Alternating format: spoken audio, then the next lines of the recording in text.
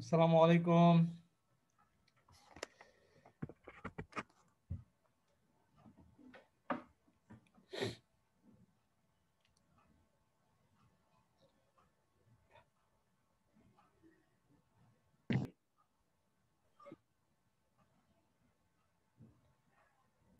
আসসালামু আলাইকুম স্যার। ওয়ালাইকুম আসসালাম।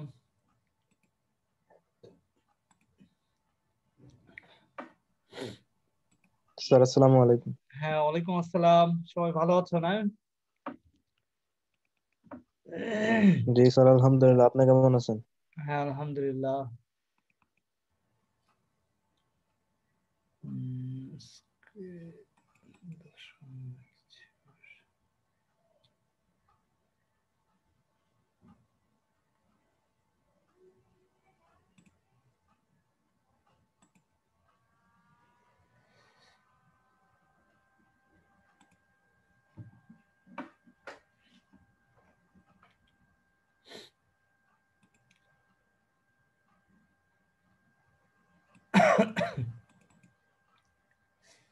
আচ্ছা, তোমরা স্ক্রিন কি দেখা যাচ্ছে? জি স্যার। ওকে। তো ওকে ডিয়ার স্টুডেন্ট, তোমরা জয়েন করতে থাকো। এই মুহূর্তে তো খুব বেশি নাই উপস্থিত, মাত্র 5 জন দেখছি। তো আমরা ক্লাসের কার্যক্রম শুরু করি নাকি? না হলে শেষ করা যাবে না আবার। তোমাদের পরীক্ষার বিষয়টা কি জানো তোমরা? তোমাদের পরীক্ষা কবে হবে, কি ব্যাপার, এগুলো সম্পর্কে কোনো ধারণা আছে? জি স্যার, জানুয়ারিতে হবে। জানুয়ারিতে হবে। আচ্ছা আচ্ছা, হ্যাঁ সেটাই। তোমাদের এক্সাম জানুয়ারিতে হবে। জাস্ট এই ডিসেম্বরের 25 তারিখ থেকে হয়তো একটা বন্ধ পাবা তোমরা 10-11 দিনের জন্য। আসসালামু আলাইকুম স্যার। হ্যাঁ, ওয়ালাইকুম আসসালাম। এই বন্ধের পরপরই তোমাদের এটার উপর পরীক্ষা হবে, এমসিকিউর উপর পরীক্ষা হবে। এবং সেটা হচ্ছে এই যে আমরা যে পর্যন্ত পড়াচ্ছি এই পর্যন্তই সিলেবাস থাকবে, অর্থাৎ 4র্থ অধ্যায় পর্যন্তই থাকবে মোটামুটি। ঠিক আছে, 1 থেকে 4 নম্বর চ্যাপ্টার পর্যন্ত। তো তোমরা প্রিপারেশন। আর বন্ধ কবে থেকে? সরি, বন্ধ বন্ধ 25 তারিখ থেকে সম্ভবত। নোটিশটা এখনো হয় নাই, বাট বন্ধ সম্ভবত 25 তারিখ থেকে আর কি, ডিসেম্বরের। হ্যাঁ, 24 তারিখ হয়ে হয়তো 25 তারিখ থেকে বন্ধ শুরু হয়ে যাবে maybe. I am not sure, but এরকমই হয় সাধারণত আর কি। হ্যাঁ, এবং সেটা 10-11 দিনের জন্য এটা হয়ে থাকে। তো ওকে, এনিহাউ আমরা আমাদের আজকে ক্লাসের যে কার্যক্রম আছে সেটা আমরা শুরু করি। আর তোমরা যারা এই মুহূর্তে উপস্থিত আছো তারা এসে চ্যাট বক্সে তোমাদের নাম এবং রোল নম্বরটা লিখে ফেলো। আরেকটা বিষয় বলে রাখি, সেটা হচ্ছে তোমরা কেউ 2বার লিখবা না। হ্যাঁ, যদি কখনো তুমি ইয়ে করো, তুমি কি বলে বিচ্ছিন্ন হয়ে যাও, নেটওয়ার্কের বাইরে চলে যাও, বা হঠাৎ করে দেখা যাচ্ছে লাইন বিচ্ছিন্ন হয়ে যায়, অনেক সময় এরকম হয়। তো সেক্ষেত্রেও তোমাদের 2বার লেখার দরকার নেই, আবার নতুন করে জয়েন করে আবার লেখার প্রয়োজন নেই, কারণ একবার লিখলেই কিন্তু সেটা অলরেডি চ্যাট বক্সে সেটা থেকে যায়, যে কারণে বারবার লেখার দরকার নেই। এতে প্রবলেম হয় যে দেখা যাচ্ছে তুমি 2বার লিখলে 2বারই সেটা ইয়ে হয়ে যায়। তো এতে কনফিউজড হয়ে যেতে হয় যে আসলে কতজন ক্লাসে উপস্থিত ছিল। হ্যাঁ, এরকম একটা ঝামেলা সমস্যা থাকে। তো এই বিষয়টা খেয়াল রাখবা, মানে আমি বিচ্ছিন্ন না হলে অন্তত পক্ষে সেটা চ্যাট বক্সের এটা বিচ্ছিন্ন হয় না, এটা খেয়াল রেখো আর কি। ওকে। তো এনিহাও, তো আমরা আমাদের আজকের ক্লাসের কার্যক্রম শুরু করি।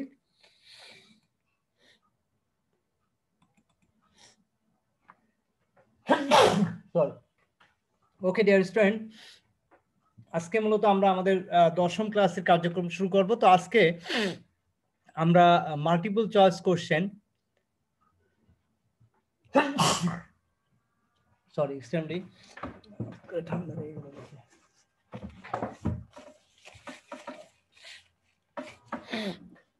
ওকে, তো আমরা এমসিকিউ নিয়ে আজকে আলোচনা করব পুরো ক্লাস।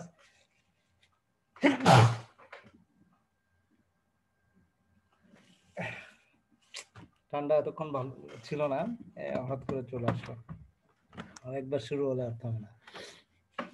ওকে,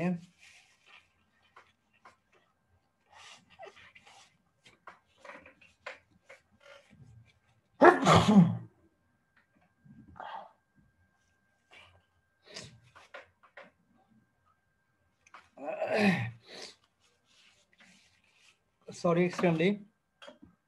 আচ্ছা, যেটা বলছিলাম আমরা উৎপাদন, ব্যবস্থাপনা, বিপণন, আমরা চতুর্থ অধ্যায় নিয়ে আলোচনা করছিলাম। তো চতুর্থ অধ্যায়ের আজকে আমরা বহু নির্বাচনী প্রশ্ন নিয়ে মূলত আলোচনা করব। তো যে সকল বহু নির্বাচনী প্রশ্ন মূলত আমাদের আছে সেগুলো নিয়ে আমরা আলোচনা করবো ইনশাল্লাহ।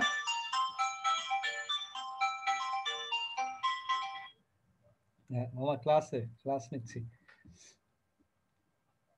হ্যালো, হ্যাঁ ঠিক আছে, ওকে। আচ্ছা, তো যেটা বলছিলাম আমরা কি বলে নমুনা, আজকে বহু নির্বাচনী প্রশ্ন নিয়ে আলোচনা করব ইনশাল্লাহ। তো এখন যেটা আজকে যে বিষয়গুলো আসবে সেটা হচ্ছে, দেখো প্রথম যে এটা আসছে সেটা হচ্ছে সাধারণ বহু নির্বাচনী প্রশ্ন। সাধারণ বহু নির্বাচনী প্রশ্নের মধ্যে বেসিক্যালি দুই ধরনের কনসেপ্ট থাকে, একটা হচ্ছে জ্ঞানমূলক আর একটা হচ্ছে অনুধাবনমূলক।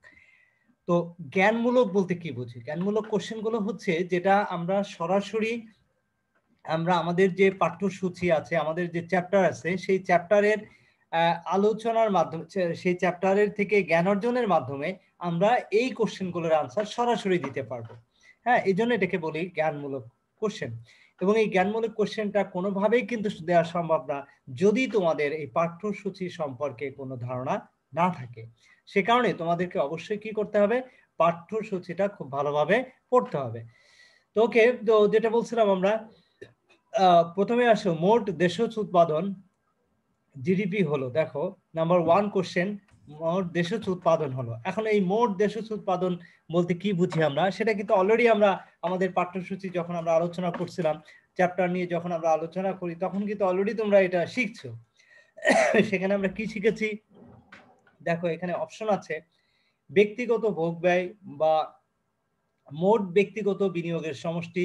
খ, একটি নির্দিষ্ট সময়ে একটি দেশের অভ্যন্তরে উৎপাদিত সকল প্রকার প্রাথমিক ও চূড়ান্ত দ্রব্য বা সেবা সামগ্রীর মোট মূল্য।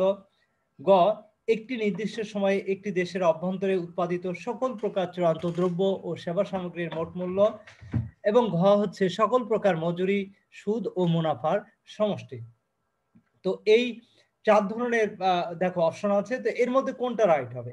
নিশ্চয় আমাদের মনে আছে আমরা যখন পড়েছিলাম, টেক্সট নিয়ে যখন আলোচনা করছিলাম, তখন নিশ্চয় আমরা শিখেছিলাম যে একটি নির্দিষ্ট সময় বলতে সেটা কিন্তু অবশ্যই 1 বছর, তাই না? 1 বছরে দেশের অভ্যন্তরে উৎপাদিত সকল প্রকার চূড়ান্ত যে পণ্য সামগ্রী, চূড়ান্ত যে সেবা সামগ্রী, তার যে আর্থিক মূল্য, সেটাই হচ্ছে মোট দেশজ উৎপাদন।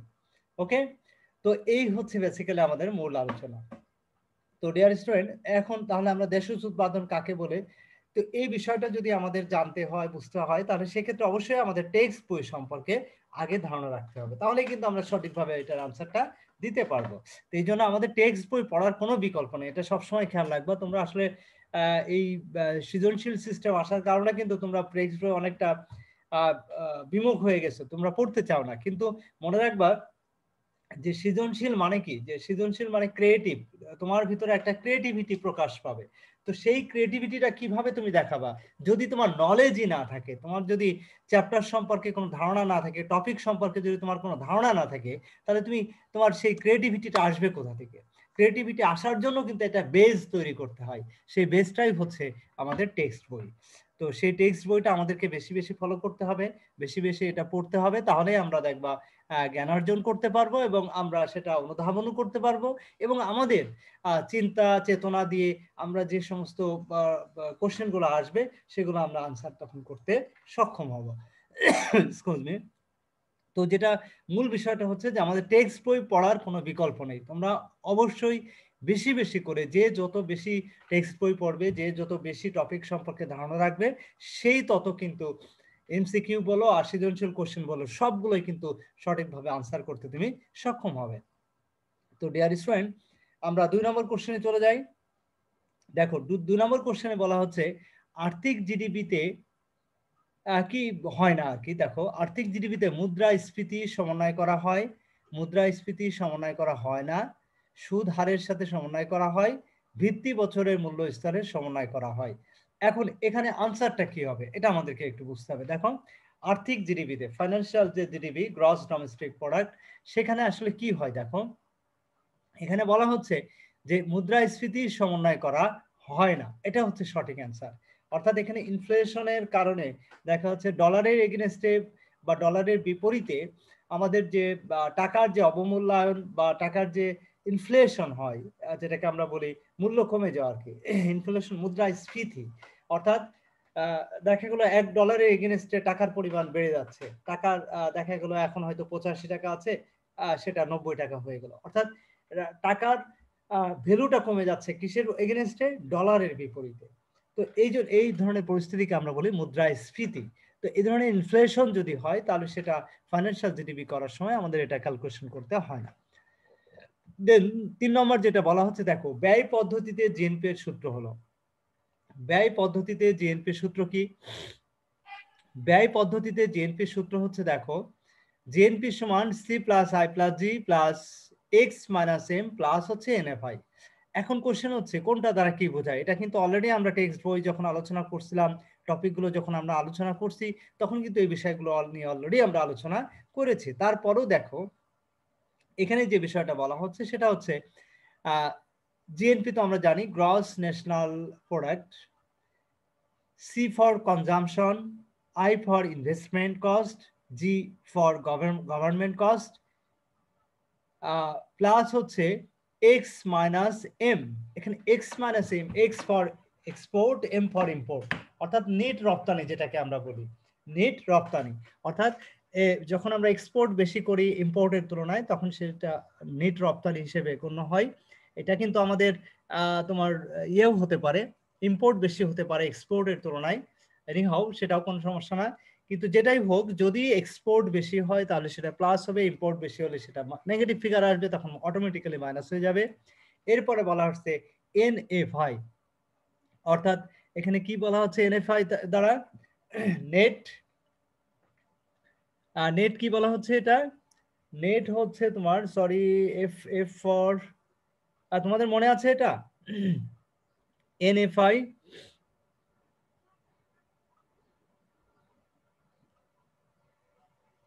তোমাদের কি মনে আছে?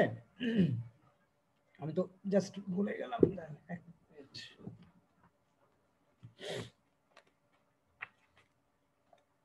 তোমরা কি সবাই আছো আমার সাথে? কোনো সাড়া শব্দ নাই তোমাদের?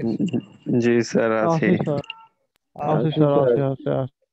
কেউ কোনো রেসপন্স করছে না, বুঝতেছি না যে তোমরা আদৌ আছো কিনা। আচ্ছা, ওকে। তো আমরা যেটা বলছিলাম এনএফআই, এনএফআই মিন্স কি হবে মনে আছে তোমাদের? না স্যার মনে নেই। মনে নাই না? আচ্ছা ঠিক আছে, আমি একটু দেখে নিচ্ছি, আমি নিজেও ভুলে গেছি। মনে নেই স্যার। মনে নাই না? আচ্ছা আচ্ছা, ঠিক আছে। তো একটু এই জন্য রেসপন্স করতে হবে, হ্যাঁ, মনে না থাকলেও সমস্যা নেই, মনে না থাকাটা জরুরি না, কারণ আমি নিজেও ভুলে গেছি, এই জন্য আমি একটু জাস্ট দেখে নিচ্ছি, জাস্ট মিনিট। আচ্ছা, এনএফআই না, এনএফআই, একটু জাস্ট মিনিট। আচ্ছা, এনএফআই হচ্ছে নিট উপকরণ ব্যয় লিখছে, নিট উপকরণ, উপকরণ বলতে এখানে কি বোঝাচ্ছে? বাংলায় তো আসলে ইয়ে করা, ইংরেজিতে হচ্ছে, জাস্ট মিনিট, একটু সময় নিচ্ছি আমি, সরি।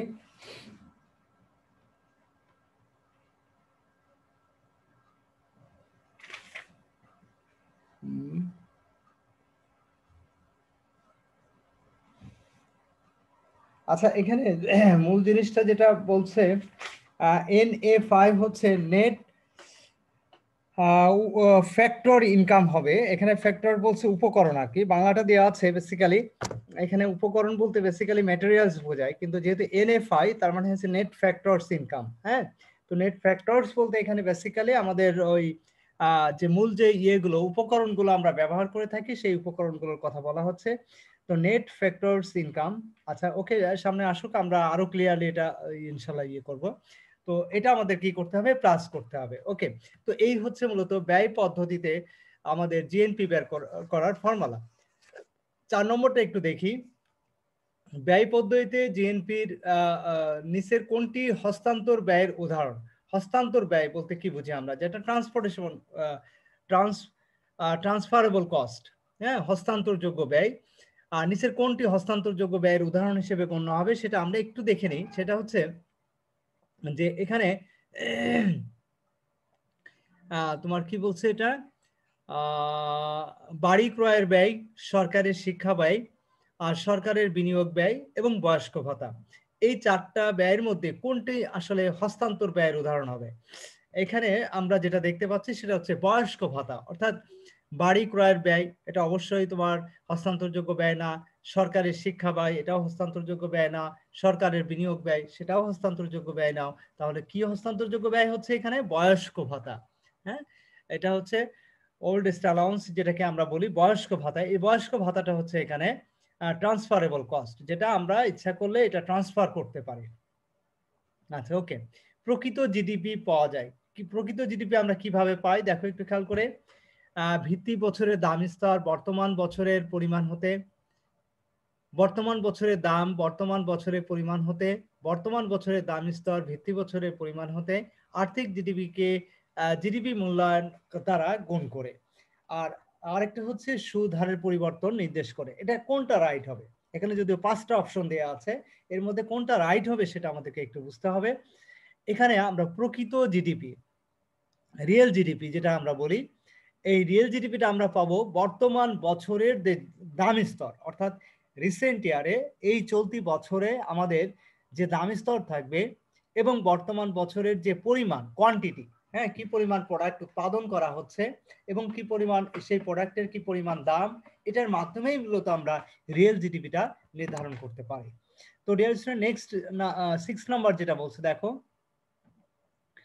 নেট দেশজ উৎপাদন হলো জিডিপি থেকে ডিসি অথবা সিসিএ, এটা আমরা মাইনাস করে আমরা মূলত মোট দেশজ উৎপাদন পাই। যদিও অপশন ছিল GDP plus DC, GDP minus DC plus CA plus হচ্ছে tax, GDP minus DC plus অথবা সিসিএ প্লাস হচ্ছে সাবসিডি। এখন কোশ্চেন হচ্ছে নেট দেশজ উৎপাদন, নেট মানে কি? নেট মানে হচ্ছে সেখান থেকে জিডিপি থেকে আমরা যে জিডিপিটা পাচ্ছি সেই জিডিপি থেকে আমাদের কিছু একটা লেস করতে হবে, কিছু খরচ আমাদের সেখান থেকে বাদ দিতে হবে। সেই খরচটা কি? সেই খরচটা হচ্ছে ডিপ্রিসিয়েশন কস্ট, যেটাকে আমরা ডিসি বলছি। অর্থাৎ যে মোট যে দেশজ উৎপাদন জিডিপি, সেখান থেকে আমাদের মাইনাস করতে হবে ডিসি বা সিসিএ। ওকে, তো এটাই হচ্ছে বেসিক্যালি এনডিপি, অর্থাৎ নেট ডোমেস্টিক প্রোডাক্ট, অর্থাৎ নেট দেশজ উৎপাদন। আর জিডিপি মানে হচ্ছে গ্রস ডোমেস্টিক প্রোডাক্ট। ওকে, এনিহাউ, তো এরপরে যেটা আসছে দেখো নাম্বার 7, যদি একটি অর্থনীতির ব্যয় 700 বিলিয়ন টাকার সমান হয় তাহলে সেই অর্থনীতির আয় হবে। দেখো, 700 বিলিয়ন টাকার চেয়ে কম, 700 বিলিয়ন টাকার চেয়ে বেশি, 700 বিলিয়ন টাকার সমান, 700 ও 800 বিলিয়ন টাকার মাঝামাঝি। এখন দেখো, যদি একটি অর্থনীতির ব্যয় 700 বিলিয়ন টাকার সমান হয়, কোনো একটা দেশের অর্থনীতির ব্যয় যদি আমরা 700 বিলিয়ন টাকার সমান হয় এটা মনে করি, তাহলে সেই অর্থনীতির আয় হবে কত? অবশ্যই আয় যদি না হয় তাহলে তো ব্যয় হবে না, তাই না? অর্থাৎ এক্ষেত্রে বলা হচ্ছে যে একটি দেশের অর্থনীতির আয় হচ্ছে যে 700 বিলিয়ন যদি ব্যয় হয় তাহলে 700 বিলিয়নই তোমার কি হবে? আয় হবে। অর্থাৎ 700 বিলিয়ন টাকার সমানই তোমার কি হবে? আয় হতে হবে। তাহলে তুমি সেই 700 বিলিয়ন টাকার সমান তুমি কি করতে পারবে? ব্যয় করতে পারবে। তো এই হচ্ছে তোমার একটা কনসেপ্ট, যে আমরা যদি 700 বিলিয়ন টাকার সমান অর্থ ব্যয় করতে চাই তাহলে সেই অর্থনীতিতে মূলত এটাকে কি ইন্ডিকেট করা হয়? অর্থনীতি ইন্ডিকেট করা হবে যে তোমাকে অবশ্যই এই 700 বিলিয়ন ডলারের সমান তোমার আয় থাকতে হবে। ওকে, দেন এরপরে যে বিষয়টা আসছে নাম্বার 8, নিচের কোনটিতে বিদেশি নাগরিকদের উৎপাদন অন্তর্ভুক্ত থাকে?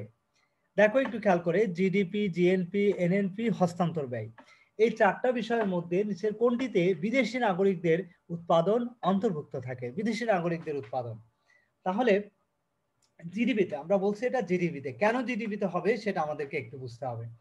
তো ডিয়ার স্টুডেন্ট, একটু খেয়াল করো, জিডিপি বলতে কি বুঝি? একটা নির্দিষ্ট সময় দেশের অভ্যন্তরে যে পরিমাণ পণ্য বা সেবা সামগ্রী উৎপাদন হয় তার আর্থিক মূল্যকে আমরা জিডিপি বলি। বিষয় মনে আছে তোমাদের এটা? তো এখন প্রশ্ন হচ্ছে দেশের অভ্যন্তরে, অর্থাৎ আমাদের দেশে, আমাদের যে বাংলাদেশের যে 55,000 বর্গ কিলোমিটারের মধ্যে এরিয়ার মধ্যে যে উৎপাদন হবে তার আর্থিক মূল্যই হচ্ছে মূলত জিডিপি। তো কোশ্চেন হচ্ছে আমাদের যে নিচের কোনটিতে বিদেশি নাগরিকদের উৎপাদন অন্তর্ভুক্ত থাকবে। তো আমাদের দেশের অভ্যন্তরে যদি বিদেশি নাগরিকরা উৎপাদন করে, অর্থাৎ বিদেশি নাগরিকরা আমাদের দেশের অভ্যন্তরে থেকে তারাও উৎপাদন করছে, যদি এরকম হয় তাহলে সেক্ষেত্রে তাদের উৎপাদনটাও কি হবে, এই জিডিপির অন্তর্ভুক্ত থাকবে। অর্থাৎ আমরা আমাদের দেশের নাগরিক যদি বিদেশে থেকে উৎপাদন করে তাহলে সেটা কিন্তু জিডিপির অন্তর্ভুক্ত হবে না। তাহলে জিডিপির অন্তর্ভুক্ত হবে কোনটা, যেটা আমাদের দেশের অভ্যন্তরে উৎপাদন হবে, তা সেটা যদি বিদেশি নাগরিকরাও উৎপাদন করে, নো প্রবলেম এট অল, ওকে। অর্থাৎ বিদেশি নাগরিকরাও যদি উৎপাদন করে আমাদের দেশের অভ্যন্তরে, তাহলে তাদের সেই উৎপাদনটাও আমাদের জিডিপির অন্তর্ভুক্ত হবে। এটা আমাদের একটু খেয়াল রাখতে হবে সবসময়। ওকে ডিয়ার স্টুডেন্ট, তাহলে আমরা কি বুঝলাম, জিডিপি হবে এখানে সঠিক অ্যান্সার। ওকে, নেক্সট হচ্ছে 9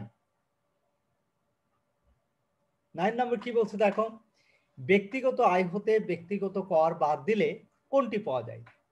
ব্যক্তিগত আয় হতে ব্যক্তিগত কর যদি আমরা বাদ দিই তাহলে কোনটি পাওয়া যাবে। ব্যক্তিগত আয় নিশ্চয় বুঝতে পারছো, পার্সোনাল ইনকাম বলি আমরা এটাকে। পার্সোনাল ইনকাম হতে পার্সোনাল ট্যাক্স বাদ দিলে আমরা যেটা পাবো সেটাকে আমরা বলবো ব্যয়যোগ্য আয়। অর্থাৎ যে ব্যয়টা আমরা যে আয়টা আমরা মূলত ব্যয় করার ব্যয়যোগ্য হবে, অর্থাৎ যে আয়টা আমরা ব্যয় করার ক্ষমতা থাকবে, যে আয় আমরা ব্যয় করতে পারবো, সেই আয়কে আমরা বলছি বেসিক্যালি কি, ব্যয়যোগ্য আয়।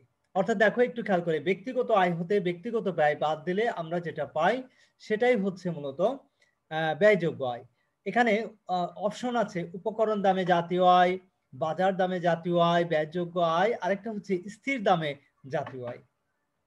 তো ডিয়ার স্টুডেন্ট, আমাদের মূল বিষয়টা হচ্ছে ব্যয়যোগ্য আয় হবে এখানে সঠিক অ্যান্সার। অর্থাৎ ব্যক্তিগত আয় হতে যখন আমরা পার্সোনাল ইনকাম থেকে পার্সোনাল ট্যাক্স বাদ দেবো, ধরো আমার যে আমি যে স্যালারি ইনকাম করি বা স্যালারি হিসেবে যে টাকা আমার আয় হয়, এটা হচ্ছে আমার পার্সোনাল ইনকাম। তো এই পার্সোনাল ইনকাম থেকে যখন আমি সরকারকে আমার ট্যাক্স দিচ্ছি, সেটা বাদ দেওয়ার পর যে অ্যামাউন্টটা আমার কাছে থাকছে সেই অ্যামাউন্টটাকে আমরা বলছি কি, সেই অ্যামাউন্টটাকে বলছি আমাদের ব্যয়যোগ্য আয়। অর্থাৎ এই ব্যয়টা আমরা মূলত কি করতে পারবো, ব্যয় করতে পারবো। এই আয়টা মূলত আমাদের ব্যয় করার ক্ষমতা আছে, অর্থাৎ ট্যাক্স বাদ দেওয়ার পর যেটা থাকছে সেটাই হচ্ছে আমাদের ব্যয়যোগ্য আয়।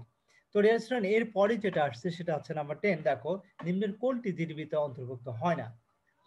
নিচের কোনটি জিডিপিতে অন্তর্ভুক্ত হবে না, একটু খেয়াল করে দেখো, ভোগ ব্যয়, বিনিয়োগ ব্যয়, হস্তান্তর ব্যয়, সরকারি ব্যয়। নিম্নের কোনটি জিডিপিতে অন্তর্ভুক্ত হয় না। এখন আমরা এখানে আনসার হিসেবে যেটা পাচ্ছি সেটা হচ্ছে হস্তান্তর ব্যয়।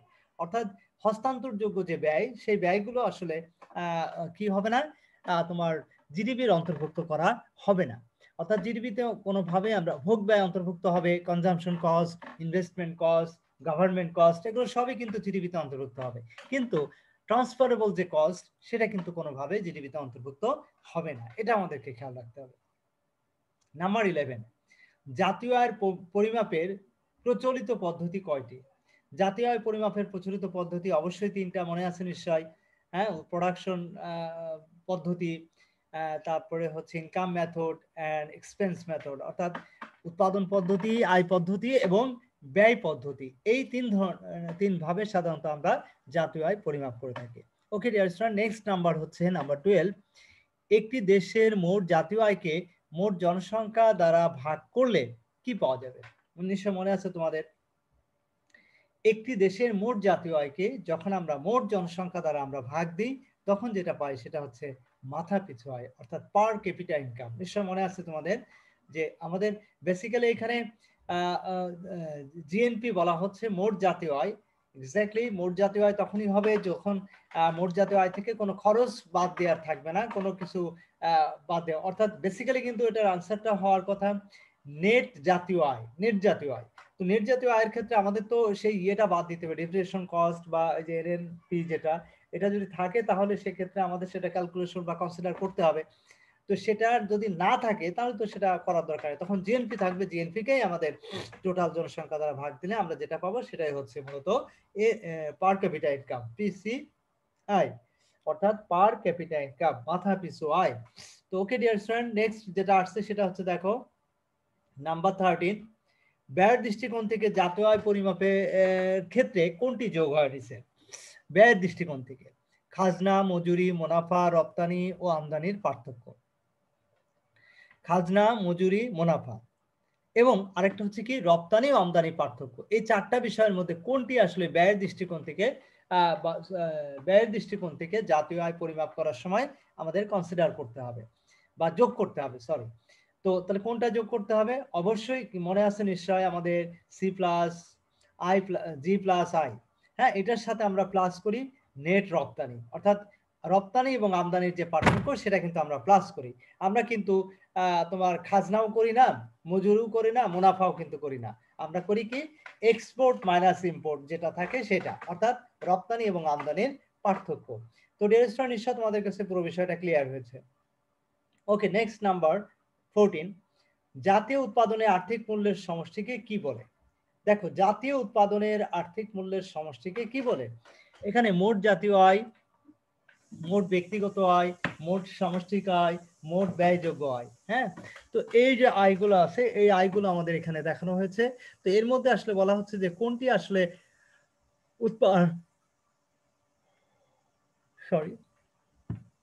কোনটি জাতীয় উৎপাদনে আর্থিক মূল্যের সমষ্টিকে বলে মোট জাতীয় আয়, অর্থাৎ জাতীয় উৎপাদন, যে জাতীয় উৎপাদন হয় সেটার আর্থিক মূল্যের যে সমষ্টি সেটাকে আমরা জাতীয় আয় বলে থাকি। এটাকে ব্যক্তিগত আয় বলা হয় না, সামষ্টিক আয়ও বলা হয় না, বা মোট ব্যয়যোগ্য আয় বলা হয় না, এটাকে আমরা জাতীয় আয় হিসেবে গণ্য করে থাকি।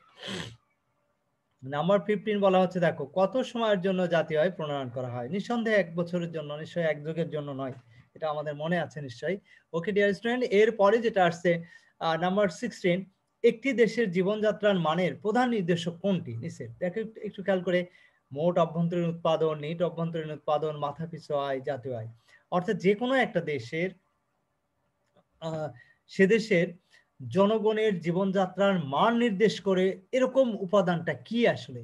জনগণের জীবনযাত্রার মান নির্দেশ করে সেই উপাদানটাই হচ্ছে পার ক্যাপিটা ইনকাম, অর্থাৎ আমাদের দেশের জনগণের তোমার যে ইয়েটা কি বলে, মানে আমরা যে কোনো দেশের, শুধু আমাদের দেশের না, যে কোনো দেশের যে জনগণের জীবনযাত্রার মানের অবস্থাটা কেমন, এটা আমরা সে দেশের জনগণের পার ক্যাপিটা ইনকাম অর্থাৎ মাথাপিছু আয় কেমন সেটার উপর নির্ভর করে কিন্তু আমরা বলতে পারবো যে আসলে সে দেশের জীবনযাত্রার মান আসলে কেমন, ভালো না খারাপ, সেই জিনিসটা আমরা আইডেন্টিফাই করতে পারবো। দেন এরপরে যে বিষয়টা আসছে সেটা হচ্ছে বহুপদী সমাপ্তিসূচক বহু নির্বাচনী প্রশ্ন বা অনুধাবনমূলক প্রশ্ন। তো ডিয়ার স্টুডেন্ট, এরপরে যে বিষয়টা আসছে দেখো, মোট দেশের উৎপাদন নির্ণয়ের প্রয়োজন হয়, কি প্রয়োজন হয়? দাম স্তর, উৎপাদন, হস্তান্তর, ব্যয়, এই তিনটার মধ্যে কোনটি আসলে? মোট দেশের উৎপাদন নির্ণয় করার সময় আমাদেরকে খেয়াল করতে হবে কি দাম স্তর এবং উৎপাদন, এই দুইটা জিনিসই কিন্তু আমাদের কি করতে হবে, মোট দেশের উৎপাদনের অন্তর্ভুক্ত হবে। এখানে কিন্তু কোনো হস্তান্তর ব্যয় অন্তর্ভুক্ত হবে না। নেক্সট আসছে 18 নাম্বার, নেট দেশজ উৎপাদন কোন দুটি উপাদানের পার্থক্য? দেখো, জিডিপি, কর, অবচয়জনিত ব্যয়, এই তিনটার মধ্যে কোনটি হবে? খেয়াল করতো, মোট দেশজ উৎপাদনে কোন দুটি উপাদানের পার্থক্য, কোন দুটি উপাদানের পার্থক্য? মোট নেট দেশজ উৎপাদন, জিডিপি থেকে আমাদের কি বাদ দিতে হয় বলো দেখি? অবচয় কি বাদ দিতে হয় না কর বাদ দিতে হয়? অবশ্যই অবচয়জনিত ব্যয় বাদ দিতে হয়, অর্থাৎ জিডিপি থেকে আমরা যখন অবচয়জনিত ব্যয় বাদ দিই তখন যেটা পাই সেটাই হচ্ছে বেসিক্যালি আমাদের নেট জাতীয় উৎপাদন, নেট দেশজ উৎপাদন, যেটাকে আমরা এনডিপি বলে থাকি। ওকে ডিয়ার স্টুডেন্ট, তাহলে নিশ্চয়ই বুঝতে পারছো আনসারটা হবে 1 এবং 3। এরপরে যেটা আসছে সেটা হচ্ছে মাথাপিছু আয় নির্ভর করে কোনটার উপরে? মোট জাতীয় আয়ের উপরে, জনসংখ্যার উপরে, সুদ হারের উপরে, এই তিনটার মধ্যে আসলে কোনটা রাইট হবে? একটু খেয়াল করে দেখো তো, মাথাপিছু আয়, পার ক্যাপিটা ইনকাম যেটাকে আমরা বলি, মোট জাতীয় আয়কে আমরা জনসংখ্যা দ্বারা ভাগ দিই, দিলে আমরা যেটা পাই সেটাই হচ্ছে মাথাপিছু ইনকাম, মাথাপিছু আয়। তাহলে আমরা এখানে 1 এবং 2 হবে সঠিক আনসার। ওকে, নাম্বার 20, 20 নাম্বার একটু খেয়াল করো ডিয়ার স্টুডেন্ট, মোট জাতীয় আয় পরিমাপের পদ্ধতি, মোট জাতীয় আয় পরিমাপের পদ্ধতি দেখো, উৎপাদন পদ্ধতি, আয় পদ্ধতি, ব্যয় পদ্ধতি, এটা কি তিনটাই রাইট না? অবশ্যই একটু আগেই তো আমরা আলোচনা করলাম যে মোট জাতীয় আয় নির্ণয় করার তিনটা পদ্ধতি আছে, যেটাকে আমরা বলি উৎপাদন পদ্ধতি, আয় পদ্ধতি, আর একটা হচ্ছে ব্যয় পদ্ধতি। ওকে ডিয়ার স্টুডেন্ট, নেক্সট নাম্বার যেটা আসছে সেটা হচ্ছে জীবনযাত্রার মান নির্ণয় করে যার উপর, তা হলো দেখো জীবনযাত্রার মান নির্ণয় করা হয় কার উপর ভিত্তি করে, সেটা একটু খেয়াল করো সবাই। জীবনযাত্রার মান নির্ভর করে যার উপর, সেটা হচ্ছে জিএনপি, জিডিপি, সিসিপি। কোনটা হবে বলো তো দেখি? জীবনযাত্রার মান নির্ভর করবে কোনটার উপর ভিত্তি করে, আমরা এটা বুঝতে পারবো। অবশ্যই সে দেশের জিএনপি এবং জিডিপির উপর ভিত্তি করে, সিসিপির উপর ভিত্তি করে না। অর্থাৎ জিএনপি এবং জিডিপির উপর ভিত্তি করে সে দেশের জীবনযাত্রার মান কেমন হবে সেটা আমরা মোটামুটি ভাবে অনুমান করতে পারবো। নাম্বার 22, প্রবাসীদের প্রেরিত অর্থ যেটির অন্তর্ভুক্ত হবে তা হলো মাথাপিছু আয়, জাতীয় আয়, দেশজ আয়। এই নিচের কোনটি সঠিক হবে? দেখো তো, প্রবাসীদের প্রেরিত অর্থ যেটির অন্তর্ভুক্ত হবে, কোনটির অন্তর্ভুক্ত হবে? মাথাপিছু আয়ের অন্তর্ভুক্ত হবে, জাতীয় আয়ের অন্তর্ভুক্ত হবে, দেশজ আয়ের অন্তর্ভুক্ত। প্রবাসীদের প্রেরিত আয়, এটা খেয়াল রাখতে হবে। প্রবাসীরা যে অর্থ আমাদের দেশে প্রেরণ করে থাকে সেটা অবশ্যই তোমার দেশজ আয় যেটা, সেটার অন্তর্ভুক্ত কিন্তু হবে না, এটা খেয়াল রাখতে হবে। দেশজ উৎপাদন যেটা আমরা বলি জিডিপির ভিতরে কিন্তু অন্তর্ভুক্ত হয় না। তাহলে বাকি থাকে কি? বাকি থাকে মাথাপিছু আয় এবং জাতীয় আয়। অবশ্যই দুইটার সাথে রিলেটেড হবে। কেন? কারণ জাতীয় আয়ের সাথে বেসিক্যালি রিলেটেড, আর জাতীয় আয় মূলত জাতীয় আয়ের উপর ভিত্তি করেই কিন্তু আমরা মাথাপিছু আয় নির্ধারণ করে থাকি। সে কারণে জাতীয় আয়ের উপর ভিত্তি করে যেহেতু মাথাপিছু আয় আমরা নির্ধারণ করে থাকি, তার মানে আলটিমেটলি এই দুইটা বিষয় কিন্তু তোমার কি প্রবাসীদের প্রেরিত অর্থ এটার অন্তর্ভুক্ত থাকে আর কি। অর্থাৎ মাথাপিছু আয়ের অন্তর্ভুক্ত থাকে, আর জিএনপির ভিতরে তো থাকবেই, কিন্তু জিডিপির ভিতরে থাকবে না, এটা খেয়াল রাখতে হবে। জিডিপি হচ্ছে শুধু দেশের অভ্যন্তরের যে উৎপাদন, সেটা দেশীয় নাগরিক হতে পারে, বিদেশি নাগরিক হতে পারে। Okay, no problem at all. Okay dear student, next যেটা আসছে দেখো, অভিন্ন তথ্যভিত্তিক বহু নির্বাচনী প্রশ্ন, যেটা প্রয়োগ এবং উচ্চতর দক্ষতা ভিত্তিক প্রশ্ন বলা হয়ে থাকে। অর্থাৎ এখানে মূলত অ্যাপ্লাই করতে হবে মানে আমাদের জ্ঞান বুদ্ধি বিবেচনা অ্যাপ্লাই করতে হবে, এবং এটা হায়ার অর্ডার সিস্টেম, মানে এটা বলা হচ্ছে যে খুবই চিন্তা শক্তি প্রখর না থাকলে কিন্তু এই প্রশ্নগুলোর আনসার দেওয়া সম্ভব না। তো সেটা কি ধরনের হতে পারে সেটা আমরা একটু জানার চেষ্টা করি। ডিয়ার স্টুডেন্ট, দেখো একটু খেয়াল করে, কিছু উদ্দীপক দেওয়া আছে। সি সমান হচ্ছে 100, তোমার আই সমান কারেন্ট চলে গেছিল স্যার, মাত্র আসছে কারেন্ট স্যার। আচ্ছা, তুমি জয়েন করো, অসুবিধা নেই। তুমি অ্যাটেন্ডেন্স কে এর আগে দিয়েছিলে? হ্যাঁ স্যার দিছি স্যার, মাঝখান দিয়ে স্যার কারেন্ট চলে গেছিল স্যার। আচ্ছা, অসুবিধা নেই, কোনো প্রবলেম নেই, আর অ্যাটেন্ডেন্স দেয়া লাগবে না, তুমি জয়েন করলেই হবে। ওকে, এরপর দেখো তাহলে আমাদের এখানে যেটা দেওয়া আছে C plus I plus G plus X minus M NFI এবং এনএফআই মানে নিট উপকরণ ব্যয়, যেটাকে আমরা নেট ফ্যাক্টর ইনকাম বলে থাকি। তো এই ইয়েগুলো দেয়া আছে, ইনফরমেশন গুলো দেয়া আছে। এখন এটা থেকে আমাদের বলছে উদ্দীপক থেকে জিডিপি কত হবে। এখন জিডিপির সূত্রটা আমাদের নিশ্চয় মনে আছে, C plus I plus G X minus M, তাই তো? নাকি এক্স মাইনাস এম কি হবে জিডিপি বের করার সময়? মনে আছে তোমাদের? জিডিপি যখন আমরা বের করি তখন C plus I plus G plus হচ্ছে এক্স মাইনাস এম, নিশ্চয় মনে আছে। অর্থাৎ নেট রপ্তানি যেটা, এখানে এনএফআই কিন্তু আসবে না, এটা খেয়াল রাখতে হবে। তাহলে আমরা যেটা করব সেটা হচ্ছে যে 100 প্লাস 50 প্লাস 40 প্লাস হচ্ছে এক্স মাইনাস এম। তো এক্স মাইনাস এম কত আছে? 5। তাহলে এটা একসাথে যোগ করলে ক্যালকুলেশন করলে কত আসে? 195 হবে আনসার, সঠিক আনসার। ওকে, দেন 24 নাম্বার কোশ্চেনটা একটু খেয়াল করো। 24 এ যেটা বলা হচ্ছে যে উদ্দীপক হতে জিএনপি হবে কত হবে, জিএনপি বের করতে হবে এখানে। তাহলে জিএনপি বের করার সময় কিন্তু আমাদের এনএফআইটা কিন্তু ক্যালকুলেশন করতে হবে, এটা খেয়াল রাখতে হবে। এনএফআইটা কি করতে হবে? প্লাস করতে হবে। তার মানে আগের সবকিছু ঠিক থাকবে, সাথে কিন্তু প্লাস হবে আমাদের এনএফআই 10। তাহলে আমাদের 195 আগে ছিল, দেখো এটা ক্যালকুলেশন করে জিডিপি তার সাথে এনএফআই যোগ করার পর কত আসছে?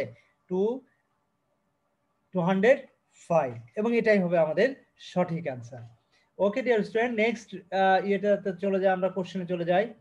নিচের 25 এবং 26 নম্বর প্রশ্ন উত্তর দিতে হবে নিচের এই উদ্দীপকের মাধ্যমে। যেমন উদ্দীপক বলতে এখানে জিডিপি সমান দেওয়া আছে 100, ডিসি সমান দেওয়া আছে 10, আর টি আই সমান দেওয়া আছে, মানে পরোক্ষ কর বলা হয় এটাকে, কত 10 টাকা, এবং ভর্তুকি সাবসিডি যেটাকে আমরা বলি দেয়া আছে 20 টাকা।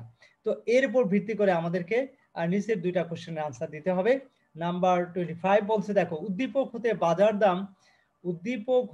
বাজার দাম জাতীয় আয় হবে, বাজার দামে জাতীয় আয় হবে কত হবে? বাজার দাম, দেখো উদ্দীপক হতে বাজার দাম জাতীয় আয় হবে। বাজার দাম জাতীয় আয় কি? জিডিপি দেওয়া আছে এখানে 100, ডিসি দেওয়া আছে 10, আর টিআই দেওয়া আছে কত? 10, ভর্তুকি দেওয়া আছে 20। তাহলে এখানে বেসিক্যালি আমাদের ইয়েটা কি হবে? বাজার দামে জাতীয় আয় আমরা কিভাবে বের করব? এখন মনে রাখবা যে বাজার দামে জাতীয় আয় আমাদের বের করতে গেলে যে কাজটা করতে হবে, জিডিপি থেকে আমাদেরকে তোমার যে জিনিসটা বাদ দিতে হবে সেটা কি? সেটা হচ্ছে ডেপ্রিসিয়েশন কস্টটা বাদ দিতে হবে। জিডিপি থেকে যদি আমরা ডেপ্রিসিয়েশন কস্টটা বাদ দিই তাহলেই কিন্তু আমাদের কি পেয়ে যাব? বাজার দামে জাতীয় আয় আমরা পেয়ে যাব। তাহলে সেক্ষেত্রে জাতীয় আয় কত হবে? 90। এরপরে দেখো উদ্দীপক হতে উপকরণ দাম জাতীয় আয় হতে জাতীয় আয় হবে যদি উদ্দীপক হতে যদি উপকরণের মূল্য যদি আমরা কনসিডার করি তাহলে সেক্ষেত্রে এটা কি হবে? তাহলে সেক্ষেত্রে দেখো তো জাতীয় আয় হবে ওই যে জিডিপির সাথে আমাদেরকে প্লাস করতে হবে, জিডিপির সাথে প্লাস করতে হবে ওই যে তোমার ইয়েটা ডেপ্রিসিয়েশন কস্ট মাইনাস করব, সাথে এনএফআই প্লাস করতে হবে। অর্থাৎ এখানে এনএফআই বলতে যেটা বোঝা যায় নেট ফ্যাক্টরিং ব্যয় যেটা, অর্থাৎ এখানে আমরা এটা কি বলতে পারি, মূল বিষয়টা হচ্ছে এখানে যেটা আসবে সেটা হচ্ছে যে জিডিপির সাথে আমরা ডিসিটা মাইনাস করব, তারপরে তোমার পরোক্ষ কর যেটা পরোক্ষ করটাও মাইনাস করব, কিন্তু সাবসিডি যেটা আছে সেটা কিন্তু আমাদেরকে প্লাস করতে হবে। তো সেই ক্ষেত্রে আমাদের যেটা মূল্য আসবে সেক্ষেত্রে কত টাকা আসবে মূল্য আসবে একটু ক্যালকুলেশন করলে আমরা বুঝতে পারবো। 100 থেকে ডিসি মাইনাস করব, টি মাইনাস করব, তাহলে কত আসে? 80। ও এর সাথে আবার ভর্তুকি সাবসিডি আছে কত? 20। এটা প্লাস করলে কত আসবে? 100 আসবে। তার মানে আলটিমেটলি 100ই হচ্ছে আমাদের আনসার। তো ওকে ডিয়ার স্টুডেন্ট, এর পরে যেটা আসছে সেটা হচ্ছে খেয়াল করো, নিচে উদ্দীপকটি পরে 27 এবং 28 নম্বর প্রশ্ন উত্তর দিতে হবে। দেওয়া আছে দেখো সি সমান 100, আই সমান 50, জি প্লাস 40, এক্স 30, এম হচ্ছে 25, বিসি সমান হচ্ছে 10। উদ্দীপক হতে নিট বিনিয়োগ কত হবে? নিট বিনিয়োগটা আমাদের বের করতে হবে। নিট বিনিয়োগ নিশ্চয়ই বুঝতে পারছো। নিট বিনিয়োগ হচ্ছে যে ইনভেস্টমেন্ট, যেটা নেট ইনভেস্টমেন্ট কত হবে সেটা আমাদেরকে ক্যালকুলেশন করতে হবে। তো কিভাবে আমরা সেটা বের করতে পারবো? তো ডিয়ার স্টুডেন্ট, এখানে নেট ইনভেস্টমেন্ট থেকে আমাদের যে ইয়েটা আছে তোমার কি বলে ডিপ্রিসিয়েশন কস্ট যেটা আছে সেটা যদি আমরা মাইনাস করি তাহলে আমরা নেট ইনভেস্টমেন্টটা পেয়ে যাব। এরপরে যেটা আসছে দেখো উদ্দীপক হতে নেট দেশজ উৎপাদন কত হবে? নেট দেশজ উৎপাদন হচ্ছে যেটাকে আমরা এনডিপি বলে থাকি। তো এনডিপি বের করতে হলে যে সি প্লাস আই প্লাস জি এটা আমরা যোগ করব, যোগ করার পর আমাদের এক্স মাইনাস এম এটা যেটা হবে সেটা আমরা প্লাস করব, এবং তার থেকে আমরা ডিসিটা কি করব? মাইনাস করব। করার পর যেটা পাবো সেটাই হচ্ছে বেসিক্যালি আমাদের নেট দেশজ উৎপাদন। ওকে, আচ্ছা এরপরে চলে আসে আমাদের নেক্সট যেটা আসছে সেটা হচ্ছে উদ্দীপক, এটা হচ্ছে লাস্টই আমাদের এক্স নামক দেশের অভ্যন্তরে নিজস্ব ব্যক্তি বা প্রতিষ্ঠান কি বলছে দেখো, এক্স নামক দেশের অভ্যন্তরে নিজস্ব ব্যক্তি বা প্রতিষ্ঠান মোট 50,000 কোটি টাকায় বিদেশি ব্যক্তি বা প্রতিষ্ঠান মোট 20,000 কোটি টাকার পণ্য বা সেবা উৎপাদন করে। এক্স নামক দেশের মোট দেশজ উৎপাদন তাহলে কত কোটি টাকা? তো এখানে আমাদের একটু খেয়াল করো যে এক্স নামক দেশের অভ্যন্তরে নিজস্ব ব্যক্তি বা প্রতিষ্ঠান 50,000 কোটি টাকা এবং বিদেশি ব্যক্তি বা প্রতিষ্ঠান 20,000 কোটি টাকা পণ্য বা সেবা উৎপাদন করে। তাহলে এই দুই ধরনের উৎপাদনই যোগ করে যেটা হবে সেটাই কিন্তু ওই দেশের মোট দেশজ উৎপাদন। তাহলে কত হবে? এটা অবশ্যই 70,000 টাকা। ওকে, না দেখো মিস্টার সেলিম সিঙ্গাপুরে একটি বহুজাতিক কোম্পানির ইঞ্জিনিয়ার হিসেবে কর্মরত আছে। তিনি তার উপার্জিত অর্থের সিংহভাগ পিতার নামে ব্যাংকের মাধ্যমে দেশে পাঠিয়ে দেন। তার পিতা পুত্রের কাছ থেকে প্রাপ্ত অর্থ বিভিন্ন ব্যবসায় বিনিয়োগ করেন উনি। তো এখানে দুইটা কোশ্চেন আছে। মিস্টার সেলিমের প্রেরিত অর্থ নিচের কোনটির আওতায় পড়বে? অবশ্যই জাতীয় উৎপাদনের আওতায় পড়বে, দেশজ উৎপাদন তো অবশ্যই না, কারণ বিদেশি আমাদের যেটা রেমিটেন্স আছে সেই রেমিটেন্সটা শুধুমাত্র যখন আমরা জাতীয় আয় বের করি তখনই সেটা আমাদের ক্যালকুলেশন করতে হয়। আর 31 নম্বর যেটা বলছে মিস্টার সেলিমের প্রেরিত অর্থের মাধ্যমে কি হয়? মূলধন গঠন, বিনিয়োগ, শিল্প সম্প্রসারণ। এখানে তিনটাই কিন্তু হয়। দেখো, মিস্টার সেলিমের প্রেরিত অর্থের মাধ্যমে একদিকে মূলধন গঠন হচ্ছে, অন্যদিকে সে ইনভেস্ট করছে এবং এর ফলে শিল্পেরও কিন্তু সম্প্রসারণ হচ্ছে। কারণ হচ্ছে তার পিতা কি করছে, পিতার কাছ থেকে যে অর্থ পাচ্ছে তিনি কিন্তু বিভিন্ন ব্যবসায় সেটা বিনিয়োগ করছেন। তো বিনিয়োগ করছেন কি হিসেবে? মূলধন হিসেবে। তার মানে একদিকে তার মূলধন